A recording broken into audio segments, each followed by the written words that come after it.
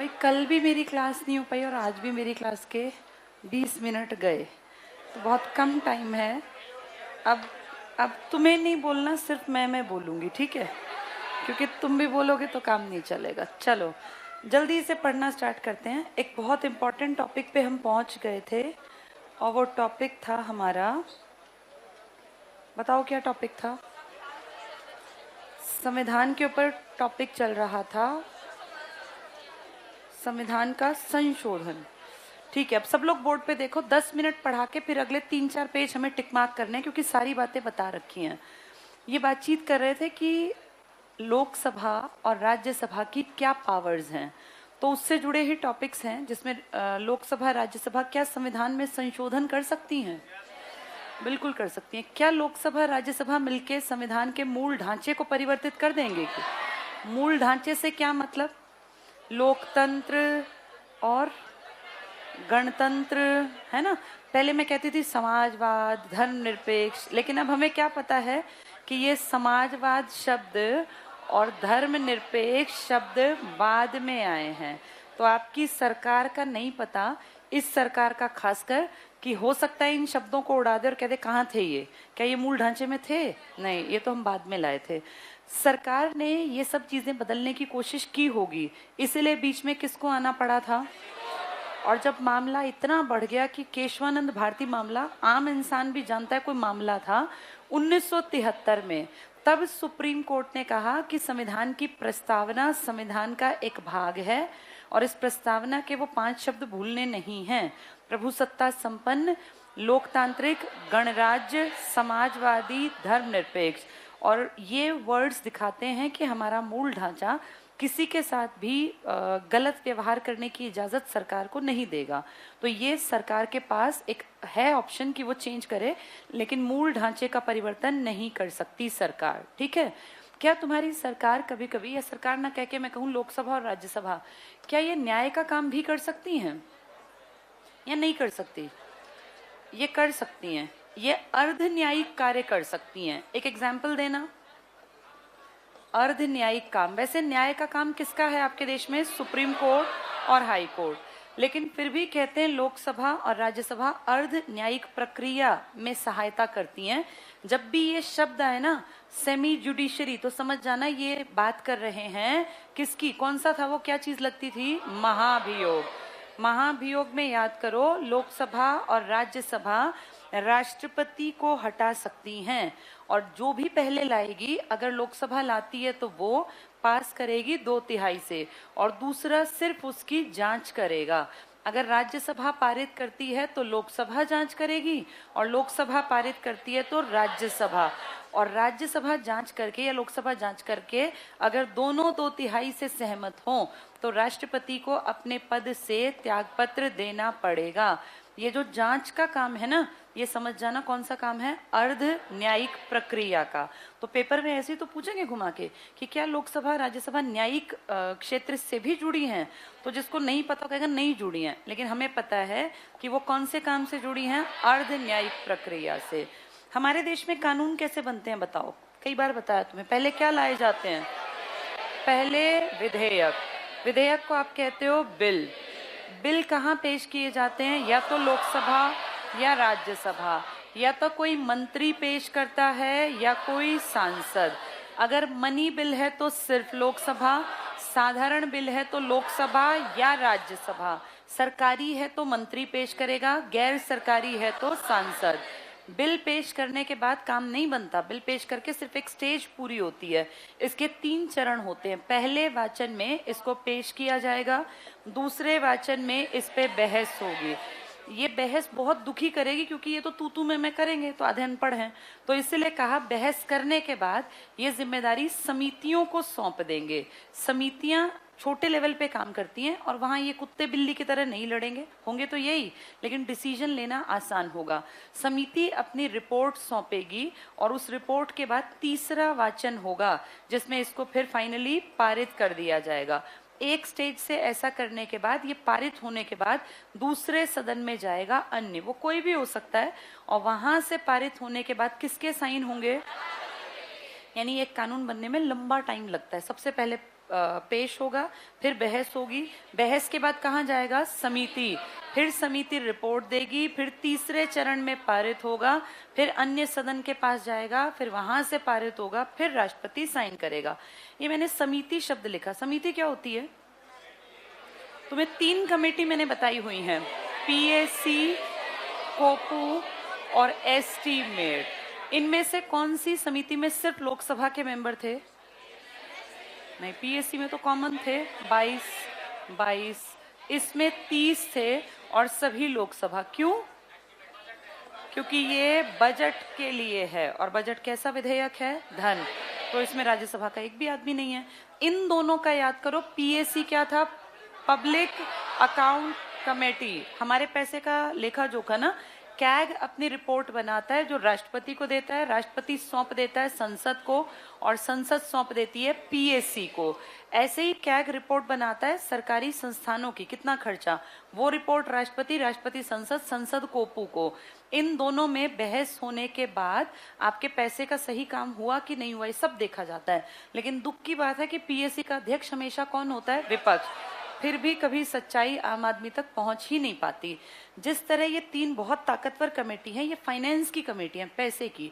ऐसी कुछ कमेटी होती है डिपार्टमेंट रिलेटेड स्टैंडिंग कमेटी, जिसको सिर्फ स्टैंडिंग कमेटी के नाम से भी कई बार अखबारों में छापा जाता है। तो स्टैंडिंग कमेटी जो है, या डिपार्टमेंट रिलेटेड स्टैंडिंग कमेटी, क्या होती है ये? हमने देखा हमारे देश में 543 आदमी तो एक जगह और 245 एक जगह। इनमें से अगर हम आज की बात करें तो बहुत ज्यादा लोग तो बीजेपी के नहीं है ना। हम टोटल इसके देखें तो 300 कितने थे? 303 थे ना शायद, 303। तो बाकी जो बच गए वो बैठे हुए 5 साल क्या करेंगे? अब ये थोड़ी कि भाई मदारी कोई डांस दिखा रहा है और वो देखेंगे, तो बैठे बैठे क्या करें? उनको काम दे दिया। कोई भी हो, चाहे बीजेपी, बीएसपी, कोई भी हो या कांग्रेस हो, स्टैंडिंग कमेटी का मेंबर हर आदमी बना दिया। टोटल 24 कमेटी बनाई, एक कमेटी में 31 आदमी ले लिए। हर कमेटी में कितने आदमी हैं? 31। 31 को 24 से गुणा करोगे 744 आदमी, ये सारे के सारे एमपी हैं। टोटल एमपी भी तो इसके हेर फेर में ही थे। आप ये देखो कितने थे, 8, 8, 7, 788। इनमें से 744 बना दिए मेंबर। किन समितियों के? Standing committee, department related standing committee. यानी इन सबको काम मिल गया अगले 5 साल का। अब कोई खाली नहीं बैठा। तो ये जो है ना डिपार्टमेंट रिलेटेड स्टैंडिंग कमेटी, ये 5 के 5 साल काम करेगी। हाँ, कमेटी बनती हर साल है, मेंबर्स हर साल बदले जा सकते हैं, और इन 24 में से 16 कमेटी बनाता है लोकसभा का स्पीकर या लोकसभा का अध्यक्ष। इन सब की नियुक्ति करेगा। और बची हुई 8 कमेटी राज्यसभा के स्पीकर बनाएंगे। हर साल में एक बार कमेटी बनेगी, उसका एक मुखिया होगा, बाकी उसके मेंबर्स होंगे। कुछ कमेटी में मिक्स मेंबर होंगे, इसके, लेकिन अभी मैंने एग्जांपल दिया था जहां किसी एक का ही मेंबर रह सकता है। कौन सी थी वो? एस्टीमेट। क्योंकि इसका काम क्या है? बजट, और बजट मतलब है धन, और धन में कौन ताकतवर है? समझ में आ गया सबको? ये इस तरह से आपके देश में कानून बनते हैं। तो ये जो कमेटीज है ना, ये रिकमेंडेशंस देती हैं। अब आपके देश में सत्र चलते हैं, जब ये सारे एमपी दिल्ली बैठते हैं। कौन कौन से सत्र होते हैं? अभी जैसे देखें बजट सत्र। पहले बजट की बात कर लेते हैं। किसी भी साल की स्टार्टिंग भारत में बजट सत्र से होती है, और जनरली ये मिड फेब में स्टार्ट होता है। लेकिन बजट को पेश किया जाता है या रखा जाता है बहस के लिए फरवरी के लास्ट वर्किंग डे पर। जो भी लास्ट वर्किंग डे होगा उस दिन फरवरी के इसको बजट को पटल पे रखेंगे, स्टेज पे, और कहेंगे इसको बहस को स्टार्ट कर रहे हैं। स्टार्ट हो गया था मिड फेब में, लेकिन 10-12 दिन काम करके फिर इसको लास्ट वर्किंग डे पे, चाहे वो 26 पड़े, 28 पड़े, कोई पड़े, इस पे बहस स्टार्ट होगी। 15-20 दिन इस पे बहस चलेगी। फिर 15-20 दिन का मतलब लगा लो क्या आ जाएगा? मार्च एंड आने वाला होगा। फिर एक ब्रेक लेंगे और कहेंगे सब लोग अपना अपना काम करो। कौन सब लोग काम करें?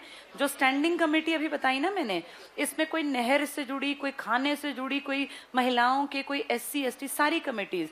क्योंकि बजट सत्र में हर एक डिपार्टमेंट को पैसा अलॉट किया जाएगा, वो हर एक स्टैंडिंग कमेटी अपने पैसे का, भाई कृषि वाले देखेंगे हाँ 5 करोड़ रुपए कहाँ खर्च करने हैं, वो बजट के अनुमान से एक रिपोर्ट तैयार करेंगे। तो इस ब्रेक में इन 15-20 दिन के बाद काम करती है हर एक स्टैंडिंग कमेटी अपने से जुड़े बजट के ऊपर। फिर 15-20 दिन के बाद ये दोबारा आते हैं, यानी अप्रैल आ जाता होगा, और आके फिर से यहाँ बहस होती है और फाइनली यहाँ से पारित कर देते हैं। क्योंकि ये धन विधेयक है इसलिए सारा काम कहाँ चल रहा था, लोकसभा। पारित करके जैसे ही राज्यसभा के पास भेजते हैं, कितने दिन होते हैं, 14 दिन के अंदर कोई सिफारिश करनी हो कर दो, नहीं तो पारित कर दो। और पारित करने के बाद कहाँ जाएगा, राष्ट्रपति। राष्ट्रपति पहली बार भी मना नहीं करेगा क्योंकि धन विधेयक उससे पूछ के पेश किया था, तो राष्ट्रपति जैसे ही फाइल आएगी तुरंत साइन कर देगा। अब अगर कोई नया टैक्स लगाना है तो धन विधेयक में लिखा होगा, टैक्स कम करना है तो वो भी लिखा होगा। अगर तुमने आज का अखबार पढ़ा हो तो आज से बहुत सारे नियम बदले हैं, पता है तुम लोगों को। आज से ना रजिस्ट्री और इन सब पे बहुत फर्क पड़ेगा।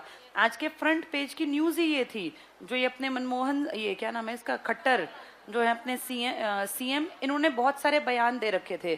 तो जो नया फाइनेंशियल ईयर आज से स्टार्ट हो गया ना 1 अप्रैल से, उससे जुड़े भी बहुत सारे आज नियम कायदों में चेंज किया गया। ये बजट के दौरान बहुत सारी चीजें डिसाइड कर ली जाती हैं, समझ में आ गया। ये सिर्फ बजट सत्र ऐसा सत्र है जिसमें कि ब्रेक मिलता है और इसलिए इसको कहा जाता है सैंडविच ब्रेक।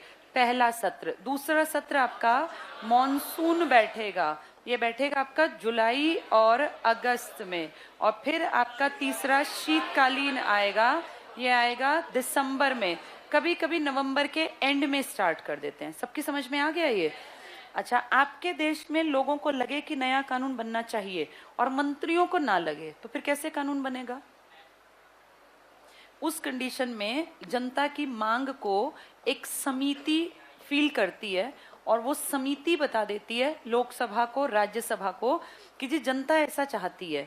सरकारें बहुत चालाक होती हैं, जब ये नया कुछ भी लाती हैं ना तो ये देखती हैं कि इस टाइम पर इस चीज को इंट्रोड्यूस करने का हमें क्या फायदा क्या नुकसान होगा। जब भी इनके इलेक्शन सर पे होते हैं, हर स्टेट में उठा के देखना, हमेशा सरकारी नौकरी के पेपर हो जाएंगे उस साल के अंदर अंदर, ऐसा ही होता है ना। और जब इनकी सरकार आ जाती है फिर भाड़ में जाए, पेपर निकले थे 4 साल पहले और 4 साल पड़े रहे।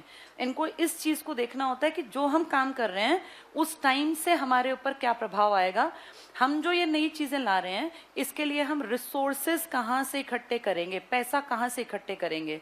तो ऐसा नहीं कि सरकार आनंद फानंद में, सरकार बहुत प्लान करके, और असलियत में ये प्लान करने लायक थोड़ी है। प्लान कौन लोग करते हैं, हाँ, जो पढ़े लिखे हैं, जिनको पता है कि किस टाइम पे क्या डिसीजन लेना है।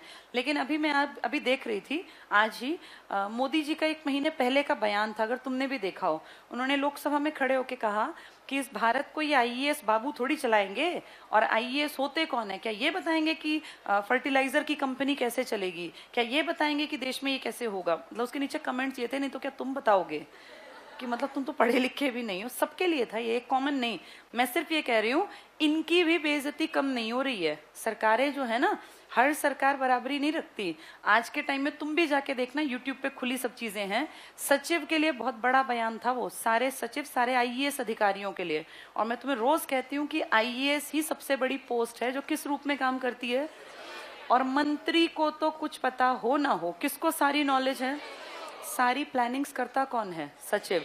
और फिर ये बयान था कि ये जो है बाबू, इनके हाथ में थोड़ी देश दिया जाएगा, अब देश क्या बाबू चलाएंगे। ये जबान थी हमारे रिस्पेक्टेड प्रधानमंत्री मोदी जी की। तुम भी देख सकते हो, ये मैं अपनी तरफ से तो बता नहीं रही, गूगल पे, इस पे यूट्यूब पे सब कुछ खुला है।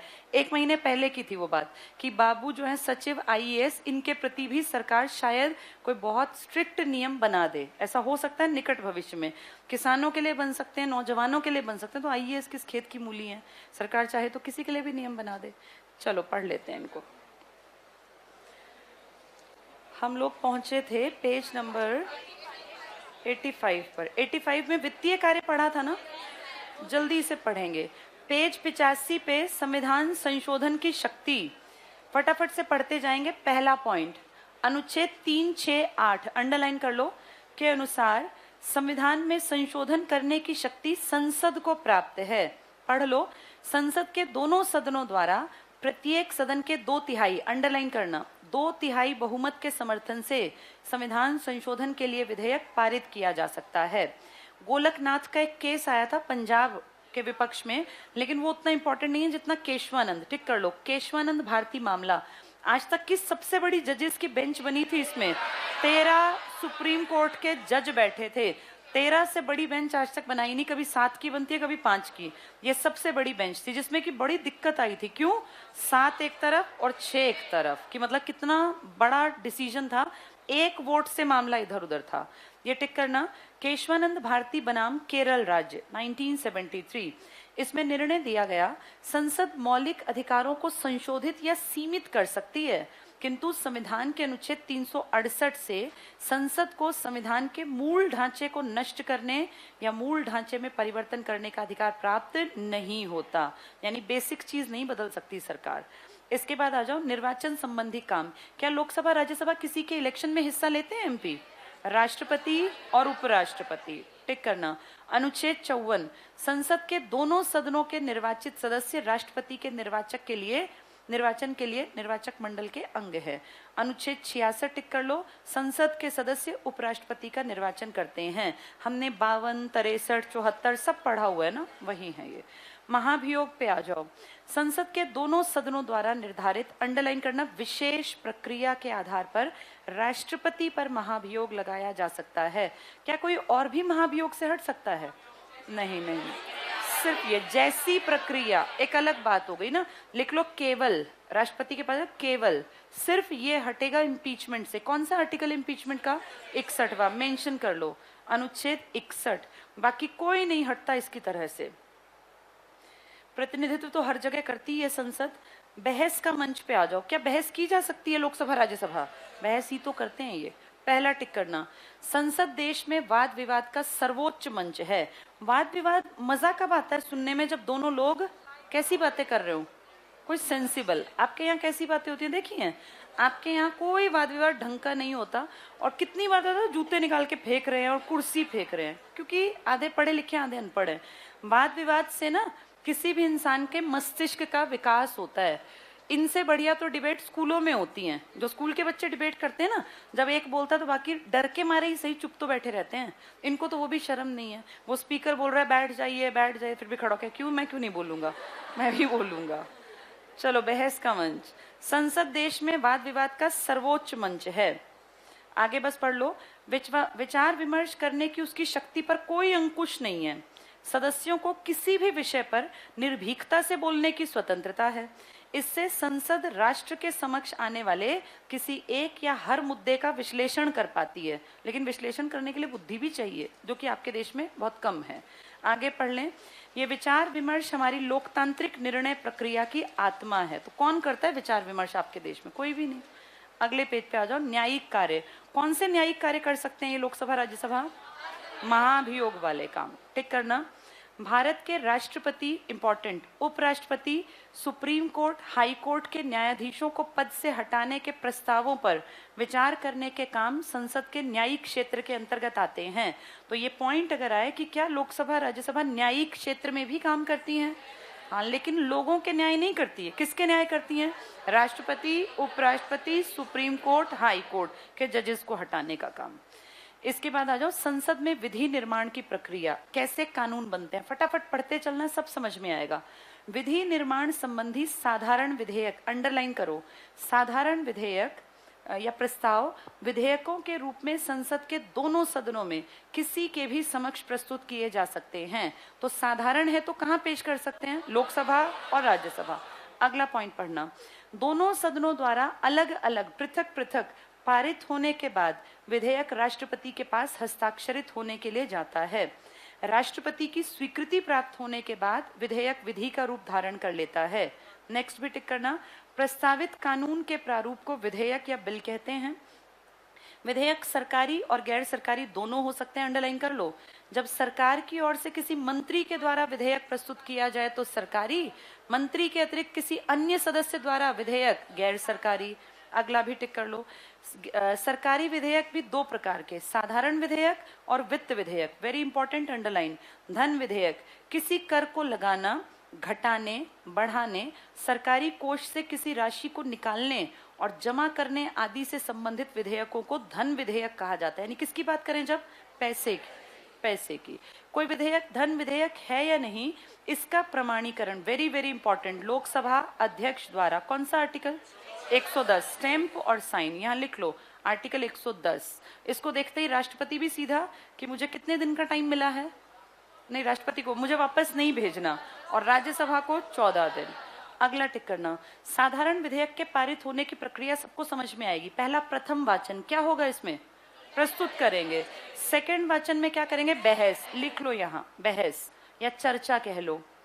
फिर किसके पास जाएगा ये, समिति। समिति कितनी मेन है, वो तो है ही है वैसे, टोटल समिति स्टैंडिंग 24, और 3 कौन कौन सी, पीएसी, कोपू और एस्टीमेट, इन तीनों के काम बटे हुए हैं। 24 समितियों में कितने कितने आदमी, 31। 8 की हेड की नियुक्ति कौन करता है, राज्यसभा, और 16 की लोकसभा। ये टिक कर लो समिति स्तर। फिर टिक कर लो प्रतिवेदन, प्रतिवेदन मतलब रिपोर्ट देना, समिति रिपोर्ट देगी। फिर तीसरा वाचन, इस तरह से एक सदन से पारित, दूसरे सदन में प्रक्रिया, और फिर राष्ट्रपति की अनुमति। क्या ये समझ में आ गया? तो सबसे पहले पेश, फिर बहस, फिर समिति, फिर रिपोर्ट, फिर तीसरा वाचन, फिर दूसरा सदन, फिर राष्ट्रपति के साइन। इस तरह से कानून बनेगा।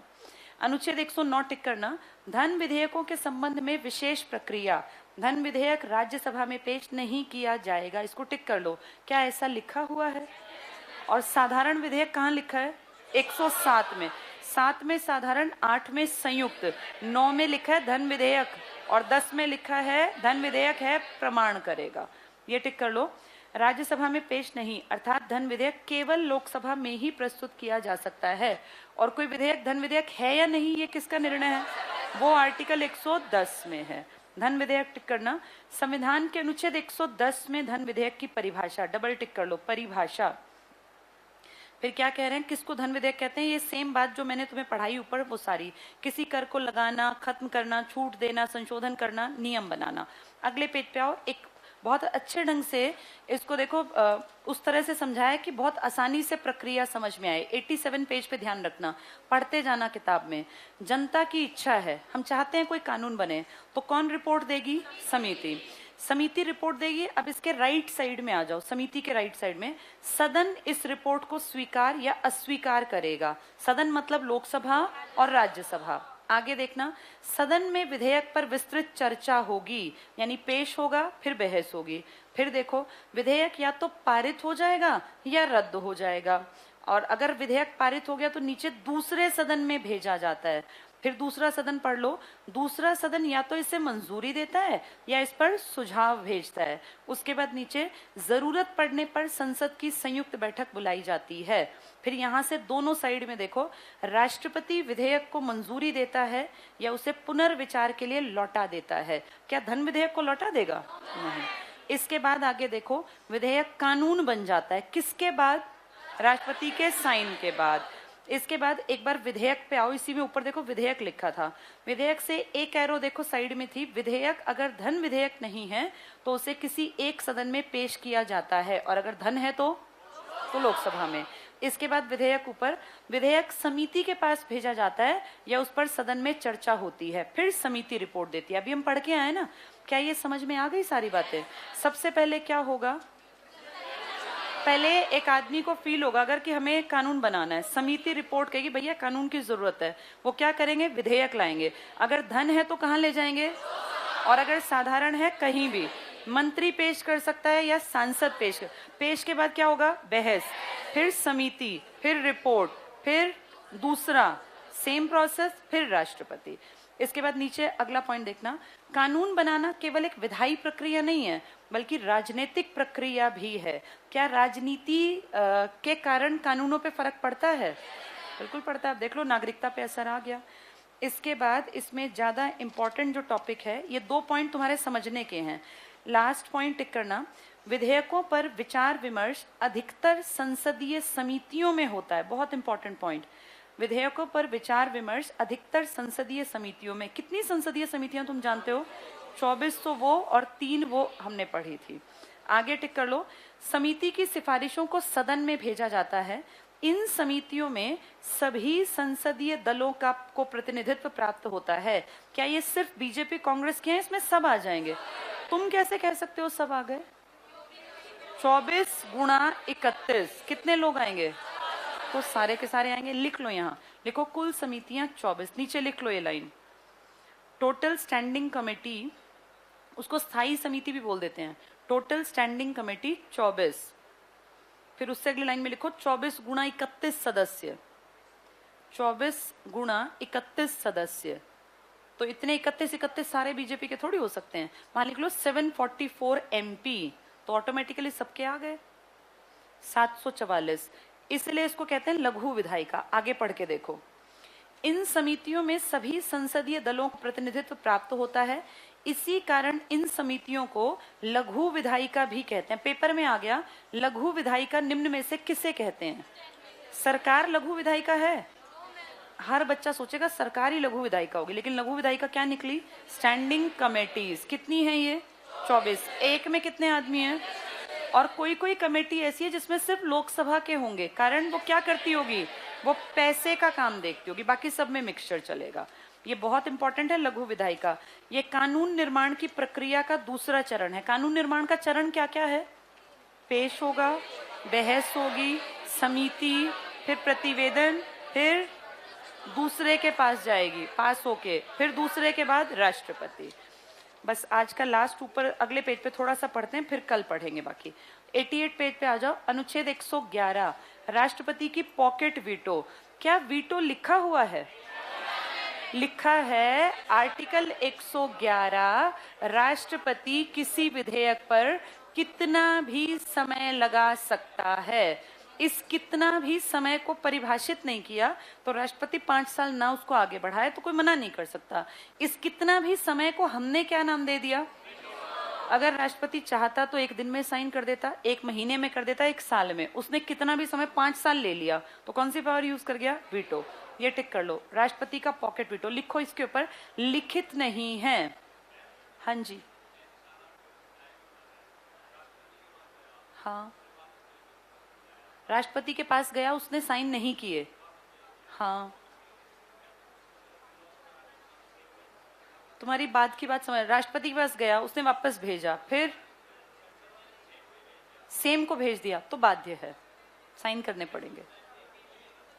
उस टाइम वीटो यूज करने की शक्ति नहीं है सच लिखित में, नहीं की गई है। ऐसा मैं एक एग्जांपल देती हूँ। तुम्हारे APJ अब्दुल कलाम हटे थे, हटे मतलब दोबारा नहीं बने थे। APJ ने पॉकेट वीटो का यूज नहीं किया था, इसने सस्पेंसिव वीटो का यूज किया। एक बार लौटा दिया, अगर काम एक बार वापस कर दिया ना, तो दोबारा फिर ना चाहते हुए साइन करने के लिए राष्ट्रपति बाध्य है।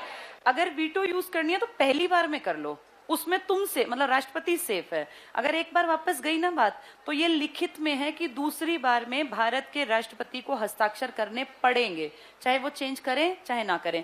अगर उसे लगता है कि जैसे ये था अपना, कौन सा केस था? यानी जैल सिंह जी का। जैल सिंह जी को राजीव गांधी का विधेयक पसंद नहीं आया, जिसमें लिखा था डाकिये किसी की भी चिट्ठी खोल के पढ़ सकते हैं। तो उन्होंने ये नहीं कहा कि मुझे गलत लग रहा है, उठा के कागज अपनी जेब में, कहावत है। तो उन्होंने पहली बार ही वापस ना करके वीटो का यूज कर लिया। आज तक वीटो मैंने पिछली बार लिखवाया भी था तुम लोगों को, 4 बार यूज की है। वीटो यूज तब करनी है जब आप फर्स्ट टाइम में कर रहे हो। अगर एक बार वापस कर दिया तो फिर वीटो का बात नहीं करोगे, फिर आपने वो जो ड्यूरेशन था वो खो दिया। देखो अगला, यहाँ लिखो इसके ऊपर, राष्ट्रपति को पॉकेट वीटो। क्या लिखोगे? लिखित नहीं है। लिख लो, लिखित नहीं है। फिर लिखा क्या है यहाँ? कितना भी समय। ये लिख लो, लिखित में कितना भी समय ले सकता है राष्ट्रपति साइन करने के लिए, साल 2 साल, ऐसा कुछ लिखा नहीं है। नेक्स्ट टिक करना, अनुच्छेद 111, वार्षिक वित्तीय विवरण, जिसका असली नाम बजट है, बोलने में लिखने में नहीं है। 123 तुम्हें पता है क्या है? अध्यादेश। अध्यादेश क्या होता है? कानून ऐसा जो उल्टी तरफ से बना दिया। वैसे कानून कैसे बना? लोकसभा राज्यसभा से राष्ट्रपति। लेकिन अगर कभी लोकसभा राज्यसभा बैठी ना हो, इनको बहस करने का मौका ना मिले, तो राष्ट्रपति कानून बना दे और वो कानून के कागज को भेजे लोकसभा और राज्यसभा के पास। तो इसे हम कहते हैं ये अध्यादेश है। ये सिर्फ बहुत कम कंडीशंस में लागू हो सकता है और सिर्फ तब जब ना तो लोकसभा और ना ही राज्यसभा की बैठक हो। और आपके देश में पूरे साल में 3 बार तो इनकी लंबी बैठक होती है। बहुत कम महीने होते हैं जब बैठक नहीं होती। अभी हम पढ़ के तो आए, फरवरी से मई, इसके बाद जुलाई अगस्त, फिर नवंबर में स्टार्ट हो जाता है दिसंबर। अब ध्यान से देखो, ये दिसंबर तक यहाँ देखें, जनवरी में बस ऐसा मौका था जब अध्यादेश आ सकता था, फिर मार्च के बाद, ये मई के बाद जून ऐसा मौका था, फिर अगस्त के बाद सितंबर अक्टूबर, यानी बहुत कम टाइम है जब राष्ट्रपति क्या ला सकता है, अध्यादेश। और सच्चाई ये है कि अध्यादेश भी पीएम ही लेके आता है, राष्ट्रपति का बस मुखौटा है कि ये लाता है, करता कुछ नहीं है वो। ये टिक कर लो। 123, राष्ट्रपति की अध्यादेश जारी करने की शक्ति संसद के विश्राम काल में, विश्राम समझ में आया, कौन सा काल, जब क्या नहीं चल रहा, सेशन नहीं चल रहा, ये टिक कर लो। विश्राम काल में किसी अति आवश्यक विषय पर राष्ट्रपति के हस्ताक्षर से बनने वाला अस्थायी कानून, ये स्थायी कब होगा, जब इस पे कौन साइन करेगी, लोकसभा राज्यसभा, और वो कब साइन करेंगी, जब बैठेंगी, और बैठक स्टार्ट होने के 42 दिन, यानी कितने हफ्ते हुए, 6 सप्ताह। 6 सप्ताह के अंदर अगर उस कानून पे लोकसभा राज्यसभा ने साइन नहीं किए तो वो स्वतः समाप्त, अपने आप खत्म। आज तक ऐसी जरूरत नहीं पड़ी, क्योंकि ये कॉमन सेंस बताती है कि राष्ट्रपति ने तो वो काम किया ही नहीं, असली काम किसने किया, पीएम। और पीएम वो है जिसका लोकसभा और राज्यसभा में 42 दिन में चलनी है, वो जो चाहेगा वो तो पारित करवा ही लेगा, इसलिए टेंशन नहीं है। फिर भी हमें पता हो, टिक कर लो, सामान्यतः अध्यादेश सत्र आरंभ होने के बाद 6 सप्ताह तक जारी रहता है, यहाँ 42 दिन और लिख लो, 42 दिन। संसद के 2 अधिवेशनों में अधिकतम कितने महीने का अंतराल होगा, 6। तो ये बजट तुम्हारे उसमें लिखा है क्या, संविधान में तुमने खुद बना रखे हैं, ये खुद बना रखे हैं, वहां सिर्फ लिखा था 2 में कितना अंतर रखना, 6 महीने का। नेक्स्ट पढ़ लो, संसद के वर्ष में 3 सत्र होते हैं, फटाफट से टिक करना। बजट सत्र फरवरी से मई, सबसे लंबा सत्र, कौन सा ब्रेक आएगा, सैंडविच ब्रेक। इसमें वो कमेटी काम करेंगी, कौन सी कमेटी, एस्टीमेट तो सितंबर तक करती रहेगी, इसमें काम करेंगी स्टैंडिंग कमेटी। ये कोपू, एस्टीमेट और ये जो पीएससी है ना, ये बहुत लंबा काम करती हैं, तो इसमें फटाफट 15-20 दिन में काम कौन करेंगी, स्टैंडिंग कमेटी, जिसमें कितने कितने आदमी थे, 31, वो काम करेंगी। यहाँ लिख लो, ये बात लिखो, स्टैंडिंग कमेटी। जो सैंडविच ब्रेक है ना, उसमें स्टैंडिंग कमेटी काम करती है, लिखो इसके पास, सैंडविच ब्रेक में स्टैंडिंग कमेटी अपना काम करेंगी। स्टैंडिंग कमेटी छोटी छोटी होती है, उसमें ज्यादा बहस भी नहीं होती। 31 आदमियों को तो हाँ करना बहुत आसान है, 800 आदमियों का हाँ करना बड़ा मुश्किल है। नेक्स्ट में टिक करना, मॉनसून सत्र जुलाई से सितंबर, शीतकालीन नवंबर से दिसंबर। ये सितंबर ज्यादा बता दिया, जुलाई अगस्त में खत्म हो जाता है, इतना लंबा नहीं चलता। फिर अगला टिक कर लो बस, संसद के सत्र की शुरुआत प्रश्नकाल से होती है। कल हम डिटेल में इनको पढ़ेंगे, आज सिर्फ टिक कर रहे हैं। तारांकित, अतारांकित, अल्प सूचना, कल इन सबको डिस्कस करके जानेंगे।